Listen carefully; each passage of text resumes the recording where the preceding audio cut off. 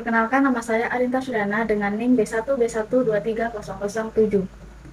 Jurusan Manajemen kelas A, Angkatan 2023, Fakultas Ekonomi dan Bisnis. Tujuan daripada saya membuat video ini yaitu untuk memenuhi tugas mata kuliah Hukum Bisnis dengan dosen pengampu yaitu Bapak Haris Yusuf SHMH. Dalam video ini, materi yang akan saya presentasikan yaitu mengenai hukum perikatan dalam dunia bisnis. Kenapa penting memahami perikatan dalam dunia bisnis?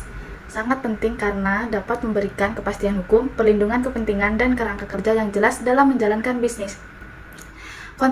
Kontrak bisnis yang baik membantu menghindari sengketa, melindungi hak dan kewajiban, dan memberikan kejelasan bagi semua pihak. Definisi perikatan dan perjanjian.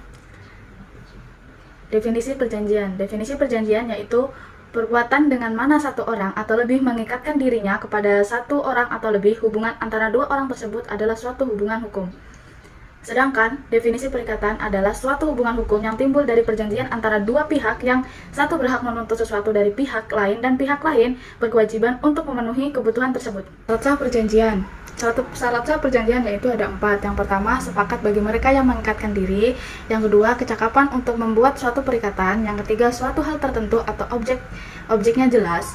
Dan yang terakhir atau yang keempat yaitu suatu sebab yang halal, yaitu tidak bertentangan dengan undang-undang, agama, adat istiadat, dan lain-lain. Selanjutnya, prestasi dan bentuknya. Prestasi adalah kewajiban yang harus dipenuhi dalam perjanjian. Bentuk-bentuk prestasi itu ada 3, yaitu yang pertama, memberikan sesuatu. Objek perjanjian adalah barang yang memiliki nilai ekonomis. Yang kedua, berbuat sesuatu jika objek perjanjian adalah jasa. Yang ketiga, tidak berbuat sesuatu, bersikap pasif, tidak melakukan hal yang dilarang dalam kontrak. Jenis perjanjian ada 10. Apa saja? Yaitu yang pertama, perjanjian sepihak dan perjanjian timbal balik. Perjanjian sepihak adalah perjanjian yang menimbulkan kewajiban pada satu pihak saja, sedangkan pihak lainnya tidak ada hak. Perjanjian timbal balik atau bilateral adalah pada masing-masing pihak ada hak dan kewajiban. Contohnya seperti hibah, jual beli, dan sewa menyewa. Yang kedua, ada perjanjian bernama dan perjanjian tidak bernama. Perjanjian bernama adalah perjanjian yang mempunyai nama atau diatur dalam KUH Perdata. Sedangkan perjanjian tidak bernama adalah perjanjian yang mempunyai nama dan tidak diatur dalam KUH Perdata. Contohnya ialah perjanjian naik angkot dan sewa menyewa.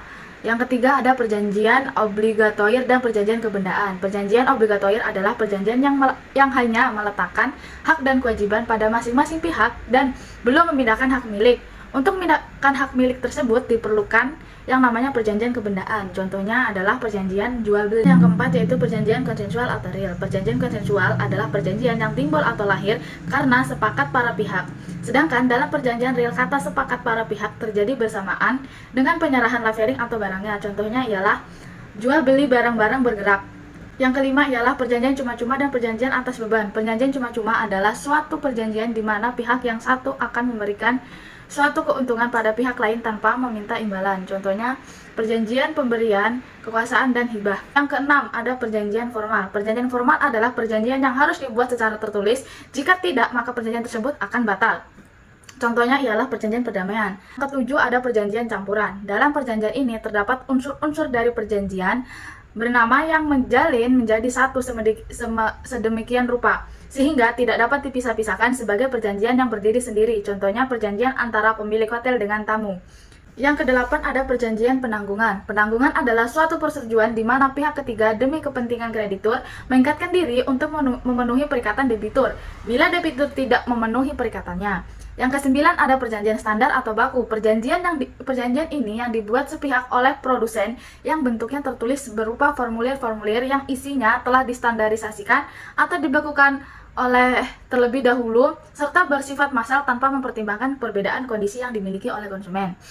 Yang terakhir, atau yang ke-10 ialah perjanjian garansi. Perjanjian garansi adalah suatu perjanjian di mana seseorang, ambil contoh, seseorang bernama A berjanji kepada B bahwa C akan berbuat sesuatu. Yang terakhir yaitu hapusnya perikatan. Hapusnya perikatan ada 10, yaitu yang pertama karena pembayaran, yang kedua karena penawaran pembayaran tunai dengan diikuti dengan penyimpanan atau penitipan, yang ketiga karena pembaruan uang, yang keempat karena penjumpaan utang dan atau kompensasi, yang kelima karena pencampuran utang, yang keenam karena pembebasan hutang, yang ketujuh karena musnahnya barang yang terutang, yang kedelapan karena kebatalan atau pembatalan, yang kesembilan berlakunya syarat batal, yang ke-10 karena daluarsa.